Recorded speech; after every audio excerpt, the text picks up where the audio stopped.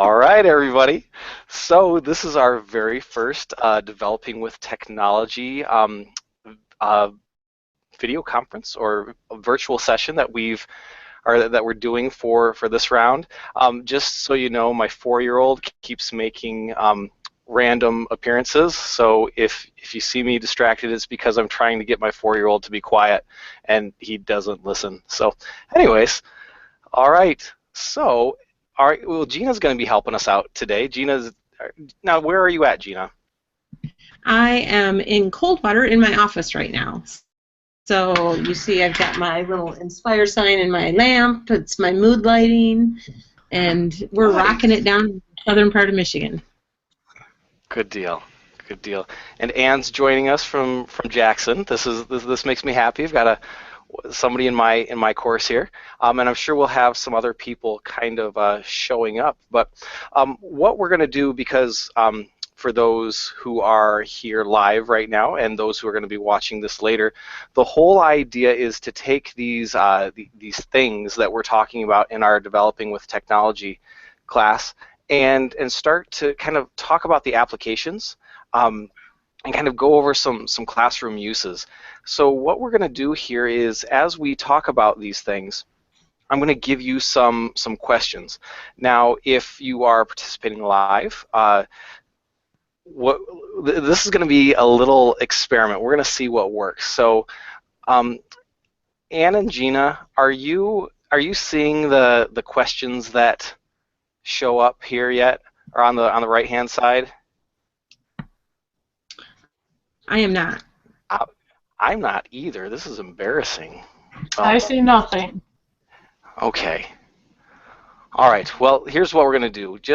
I think I'm going to switch from trying to use the question and answer to just do the chat, or the group chat. So if you go over on the left-hand side of your screen and look for the little blue, it's like a thought bubble, but if you cover it, or if you go over it and it says chat, if you open that up, we're gonna use that to just kind of ask some questions as we go along and kind of spark some conversations and all that fun stuff. So let's get going. What I wanted to do first is just kind of go over some of the business, some of the items to think about. Like I said before, the whole purpose of the virtual sessions is to kind of give some of the classroom examples of how you can use these things that we're learning about in this course in teaching and learning in your classroom. One of the things that we're going to try differently this year, or this round, is to give everybody a chance in the course to have a few moments of glory. There's my 4-year-old.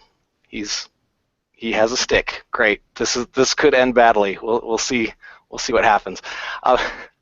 But I'm going to give everybody a chance to present something that they're doing in their class with technology. So we'll give out more examples of that, or we'll give more details of that in a little while. One thing that I want to do here is just jump into the Moodle course and go over a few things, because I've had some people that have asked me, or just asked some questions about due dates, and they get really worried about due dates. Gina, do you have people that stress out a lot about due dates too? I usually do. I tried to calm those fears. Now, are you going to share your screen while you're in Moodle? Yep. So okay. I'm gonna. Let's see here. I was going to go to it in another screen, but I thought if you're going to share, then I'm not going to do that. All right. Well, let me fire that up here. Screen share.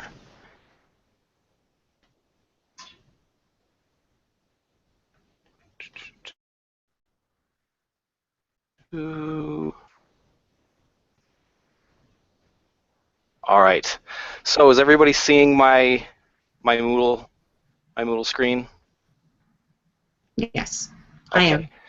So what I want to do here is just, if you want to know about like due dates and things like that, you would go to the course handbook, and then within the course handbook you take a look at the schedule. and you'll notice that it has all the times that we do our virtual sessions like today. And then you look at tomorrow, October 24th, and you see some of these work due postings. Now, you got to understand that this is designed to kind of keep you up to date. If you have to do those or finish those up on Saturday, October 25th, you're still part of the course. We're not going to kick you out or anything like that. But like we said, it's kind of a due date. If you could see my little air quotations. But those are designed to just kind of keep you up to date with everything so that you don't fall too far behind. We want to give you the autonomy to be able to kind of go at your pace, but also do it so that you're keeping up with the conversations and other things like that and not getting behind.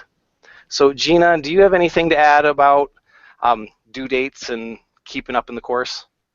No, we have tried to put in a couple other places within the course as well, so that when you're in each module, there's a couple places now that we're adding due dates in red just to give you the visual look. Again, just because it's in red doesn't mean we're screaming at you that it has to be done by that exact date. It's just as a reminder so that you don't always have to go back to the course catalog, and there's multiple places that hopefully you will see all of that. Now, Gina, Ann is one of my veterans. She's taken a few courses. She's done the BLIC classes and some other things like that. So I'm gonna pick on Ann here for a second to give us some of the newbies some advice. Ann, if there was one bit of advice that you would give everybody else on how to stay kind of on top of things, what would it be? To keep at it diligently. I try to work on it every day. 10, 15 minutes, do something. I either write it down or I'm typing it up. I think that's perfect advice. Just I think it's a lot easier to do a little bit at a time, little short chunks every day, than to try to dedicate a full several hours on a weekend, because we all know that we have good plans and then life gets in the way. So, all right, thank you, Ann. Now I'm also seeing that we have Brenda here. Brenda, can you hear us okay? Maybe not. That's all right. Well, let's dive. Okay, Brenda might not know where the chat is, so you might want to just remind us where that chat is. So if you go on your screen and kind of hover your mouse over the left-hand side, and one of the icons should be a blue thought bubble or speech bubble that says chat. So, okay, perfect. So Brenda's found it. She can hear us. This makes me happy. So why don't we dive into the important stuff? What I want to do today is kind of take thing number one that we've talked about and a lot of people are starting to do, but just kind of go into the why. Now, thing number one is on the face of your classroom. And in this course, what we're talking about are digital web spaces. So whether that is a website like Weebly or Google Sites, or a learning management system like Moodle, or some of these other things that like Edmodo or Schoology or blogs or wikis, any of those kind of things. What we want to do is talk about some of the why, and talk about some of the ways that you can use that in your classroom.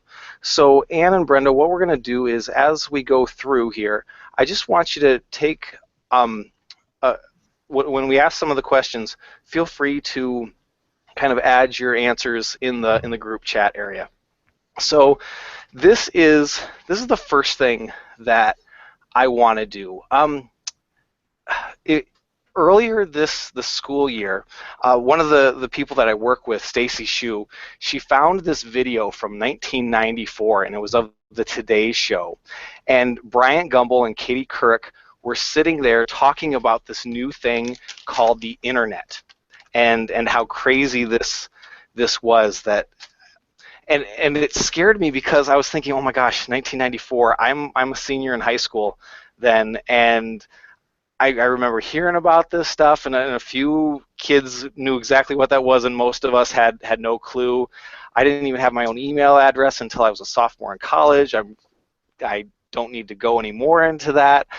But I want you to think back 20 years ago, back to whatever you were doing in 1994, and take that back to today. And here's what I'd like you to do. If you're live, share this in the group chat. If you are watching this after the fact, we'll have a way for you to answer this as well. But here's what I want you to tell me. What does the internet allow you to do today that you couldn't do as easily 20 years ago? So what does the internet allow you to do today that you couldn't do as easily 20 years ago?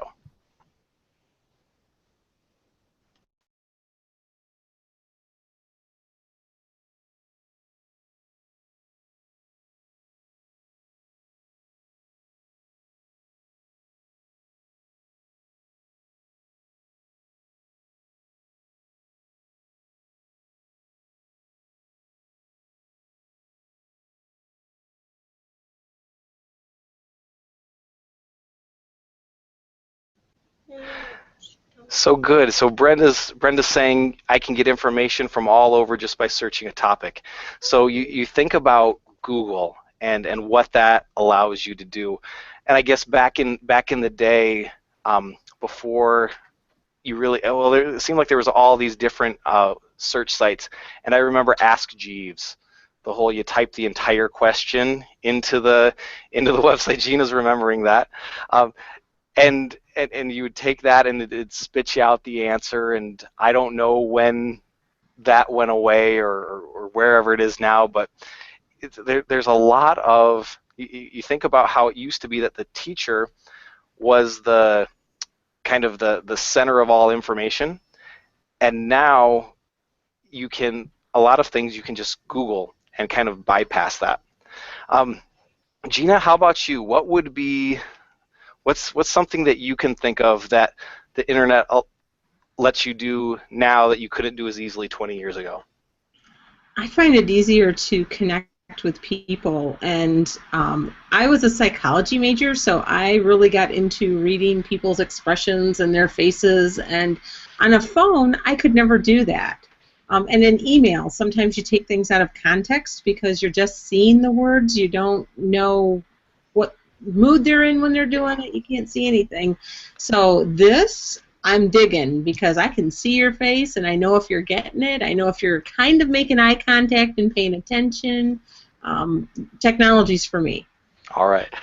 So yeah, I mean, you just make that whole that live feeling. I remember, like, I lived in LA for a few years, and Christmas time calling back home, and calls were nice, but it wasn't the same as actually now when my kids can go and Skype with grandma and grandpa and be able to see them and see those expressions and all of those things. So yeah, it makes a big difference.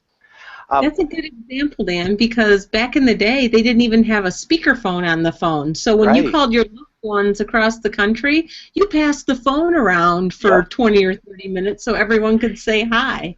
And it had the cord too. And if you tried to get too far away, it was going to get all tangled up. Or it's going to pull the cord or the phone off the ledge or whatever it was on. I've done that once or twice. All right, so, and Anne said just everything improves, whether it's the lesson planning, the student work, the communication, the sharing, all of those things. And I think, that's really what we want to do with this whole course. Right now we're talking about web spaces, but the whole thing that we're really talking about is how can we use technology the right way so it makes your life easier rather than more of a hassle. And what we're going to find is that a lot of times what it takes is a little bit of upfront work. But with that upfront work, you can save time in the long run. So here's what I want to do. I found a website or an article, and I mean you can do a Google search for this kind of stuff, and you can find tons of these little top 10 lists. But this was 10 reasons every teacher should have a website. Now, when I say website, I think let's look at it from the aspect of a web space, whether that's an actual website or a blog or a wiki or a learning management system, whatever that happens to be. Just why do you need a web space? So the very first one is it's an easy way to meet the needs of many students who have IEPs and 504 plans. So here's what I want you to do. I want you to, in the group chat, I want you to give one accommodation that you are asked to do when you have a student with an IEP or a 504 plan.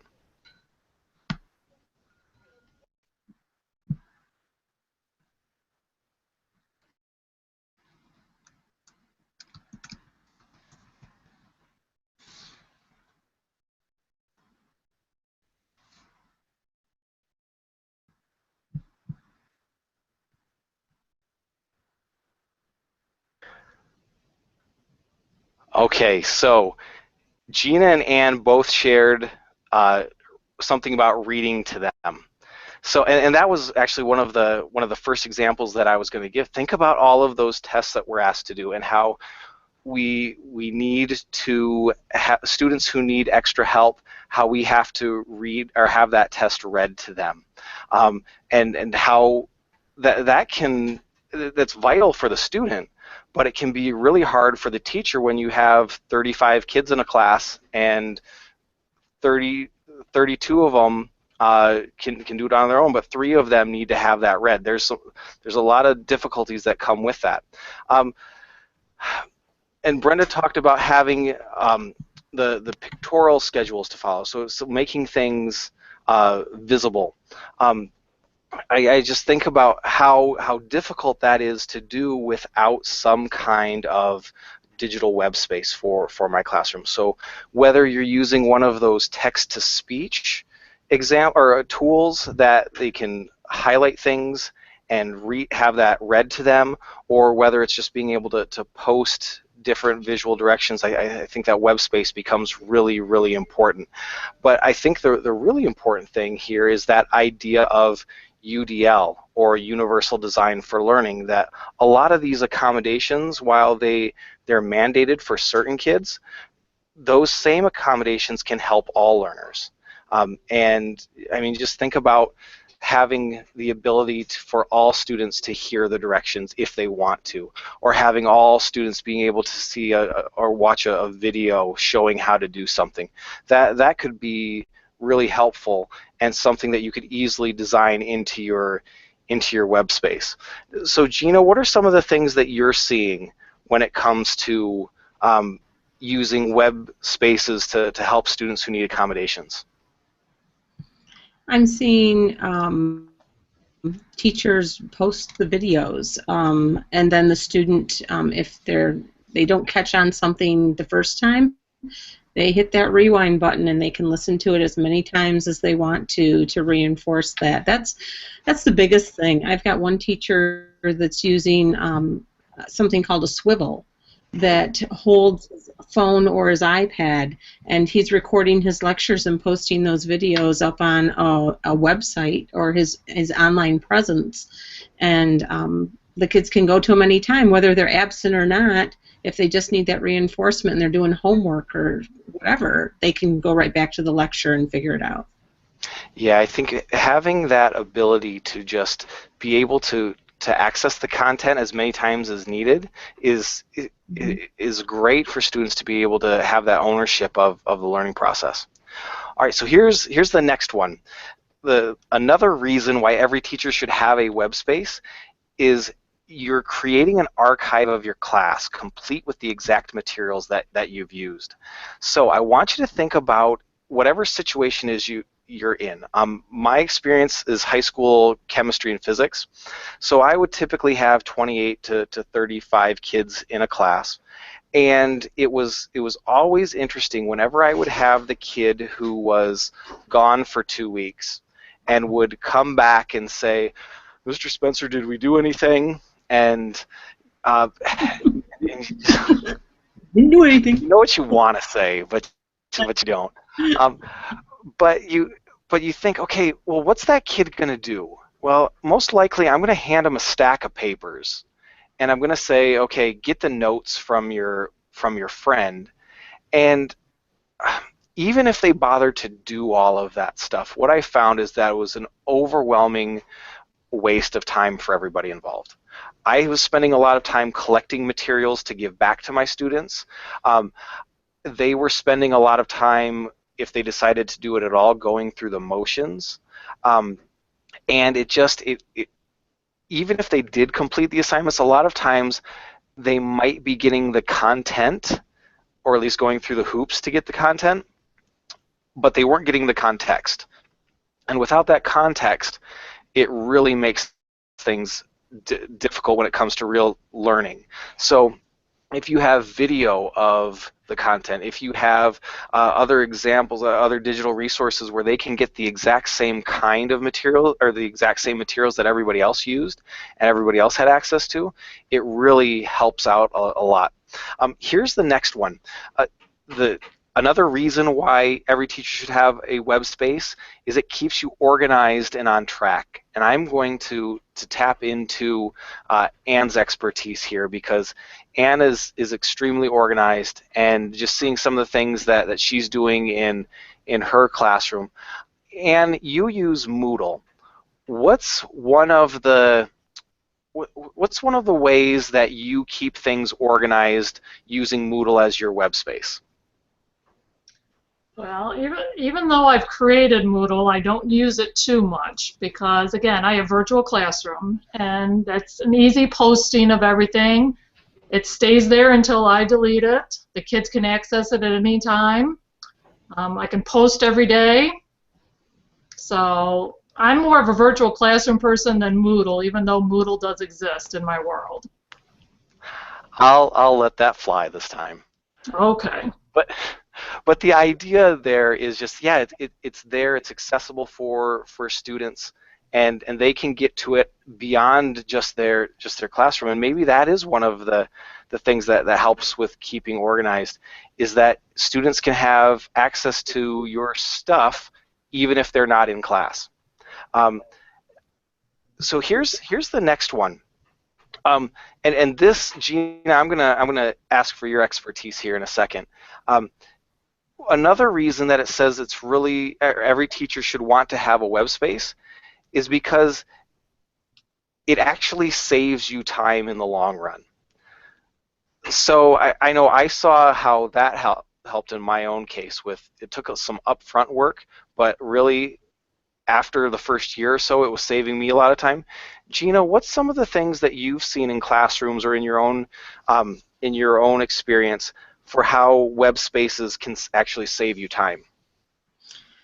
The teachers that I work with that have created a web space or that online presence piece have found that they can go back and they've got a lot of it done from year to year, but then they're given the opportunity with their teaching time, instead of rewriting the same lesson plan that they used last year and then going, oh, do I need to update it?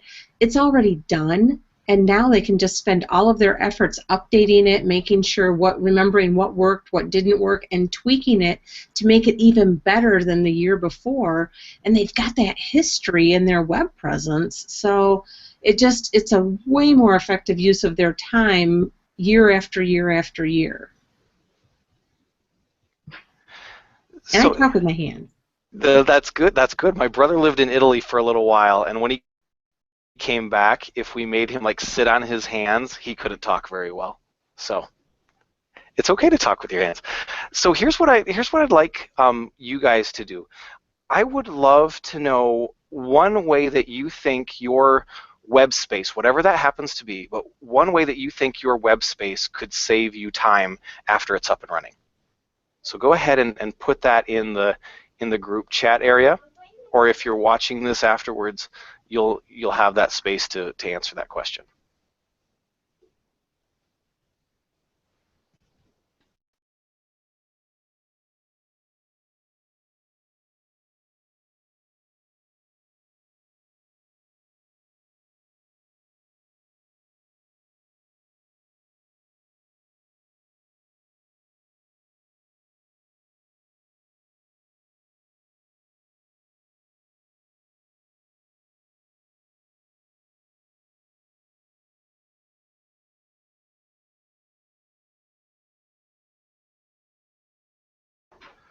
All right, so thanks for putting that in.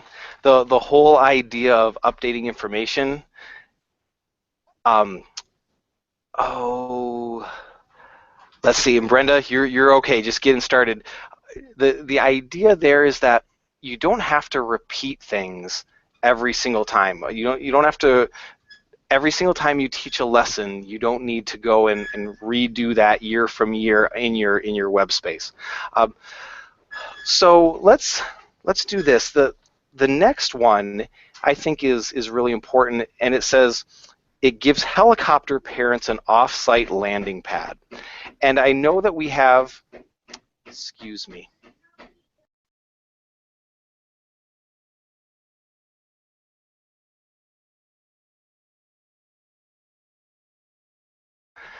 So my kids decided to start hammering things in the background. Anyways, sorry, a little off task or off topic, but the whole idea of helicopter parents, and yeah, they have some, but I think the important thing is communication home, because one of the things that I'm learning now that I have kids, and and they all come home with their binders and other things like that, and I ask them, well, what did you do today?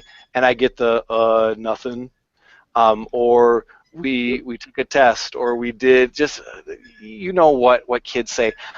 I really want to know what's going on, and as much as I love my kids and as much as I think they'll tell me things, I'm finding out they just don't give me a whole lot of detail.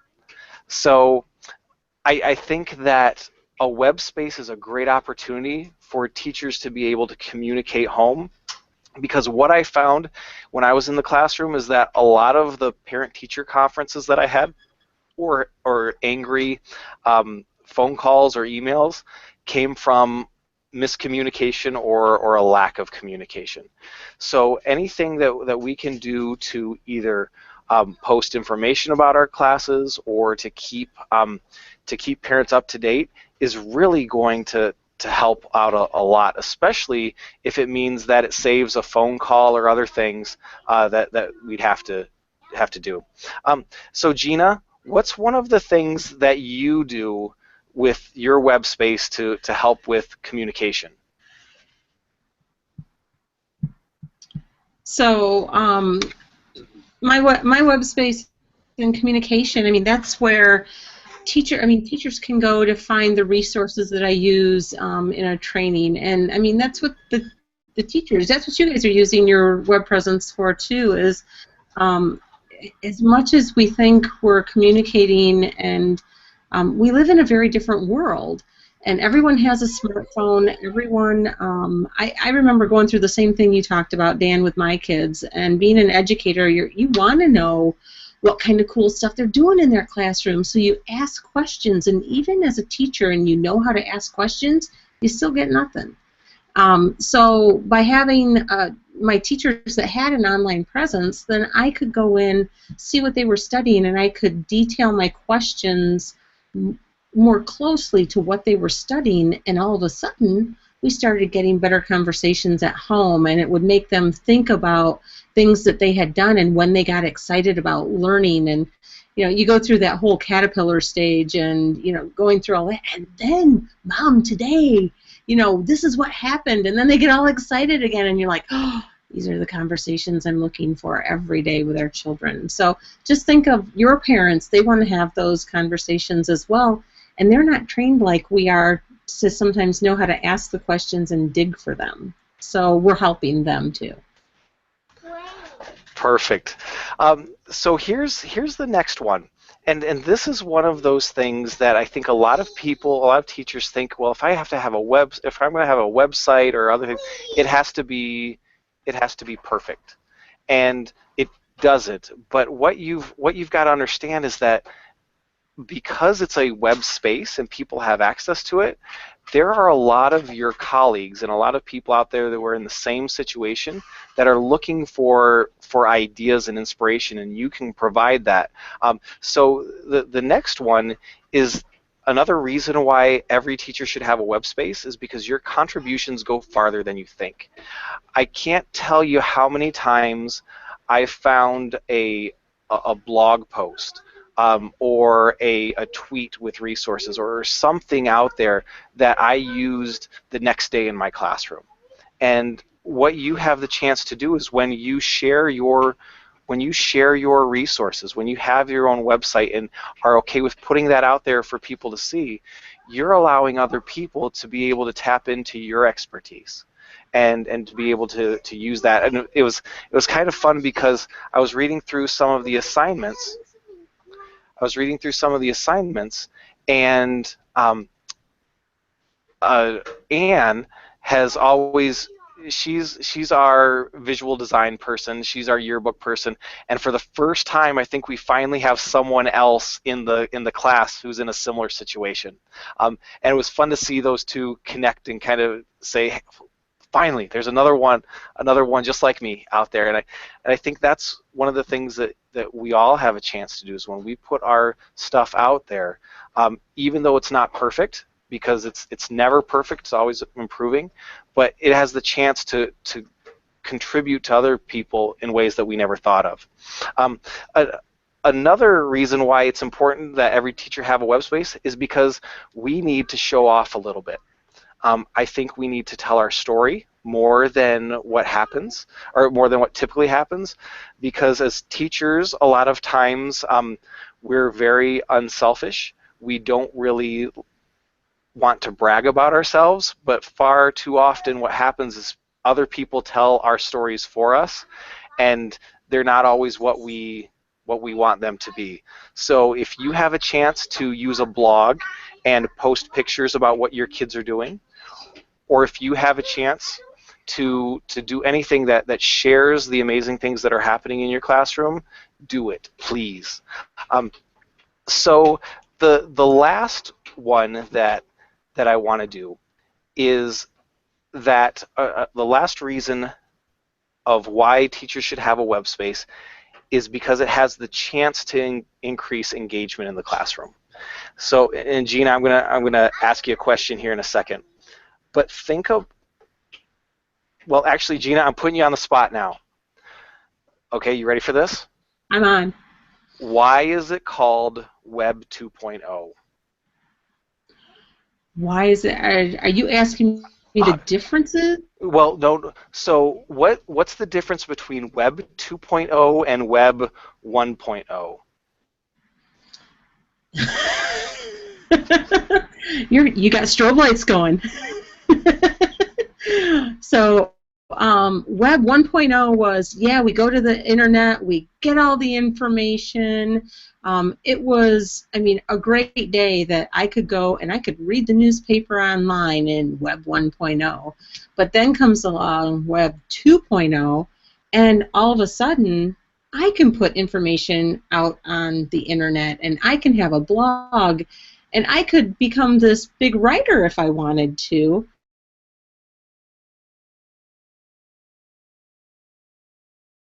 You and you can post it, and now I'm somebody out on the audience internet, and I can have that web presence. And I mean, how many singers have been found on YouTube, and how many writers? And I don't want newspapers to go away, but there are some awesome articles in online newspapers and blogs.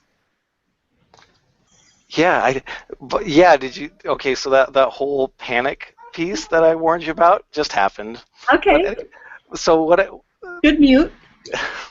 Thanks for doing that, because yeah, and I put you on the spot there, but that whole idea of all of a sudden going from just passively absorbing information in Web 1.0 and then being able to be an active participant in Web 2.0, it really changed how things work. And I think that same idea works in our classrooms, is that we have the chance through all these different tools to create some opportunities for students to engage in ways that they're comfortable, to give them a voice, to let them kind of think about things before they respond.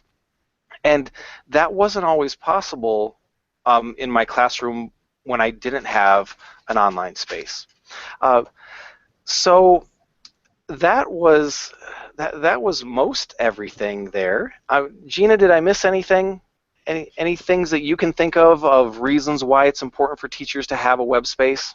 No, I've got a pretty good example, though. Well, I think it's pretty good. So I've been lucky enough to be included in some conversations on knowing, some of you may or may not know that Michigan, the state of Michigan, has a presence out on iTunes U. So there are courses out on iTunes U, and I thought, that's really cool that this, people in the state of Michigan and educators in the state of Michigan are putting their content out that far. And I guess it never really hit home until I had the privilege of learning some of the stats behind those courses. And these courses are being accessed all over the world, all kinds of countries. I mean, like 100,000 downloads a day. And it's ridiculous how far-reaching some of this material can be. And I know on my website I put a little cluster map that shows where people that visit my webpage come from, and it just kind of puts a dot for them. And I mean, Australia and Europe, and it's just really cool to see that it's reaching that far, and you think, how did I get there? But before you know it, that people are looking. Educators like to share, and they're looking for other educators, and they don't care what continent it is. That's really interesting. Now, I knew that my learning was big, but I had no idea it was that big. And It's I think, huge. and I think the other thing that we have to think about is, while we have things that we can share, why not take advantage of what other teachers are sharing, and what other teachers are sharing, so that we can He's 4. so what other teachers are sharing too, to be able to kind of go off of what they have. So here's how I'd like to end things off before I get bum rushed by my 4-year-old. I want you to think of wherever you're at, in whether you've had a website for years or have been using blogs since yesterday. I'd really love to hear what it is. I would really love, yeah, I would really love to hear, just in finishing things up, what is it that you hope to be able to develop this year in your web space? Whether it's just being able to post a calendar, or being able to start creating your own videos, or whatever that happens to be. Give me one thing that you would like to do with your web space to improve what's happening with the teaching and learning in your classroom, and we'll finish with that. And I'll answer Brenda's question while they're thinking about that too. Her question was, if we post pictures of our students, do we need parent permission?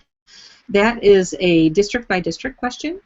It's usually covered in your acceptable use policy, sometimes called your AUP or your AUA, your acceptable use agreement, that is part of your tech plan. So if you can't find a copy of your acceptable use policy in your district, your tech plan has to be posted out on the district website someplace, and it's usually in the appendix area of your tech plan, so that you can double check that. That was probably way too much information, but I just got out of that world last week. No, but that is good information. All right, so I think that was that just about wraps it up. So thank you, everybody, for being part of this, and we will see you back here next week.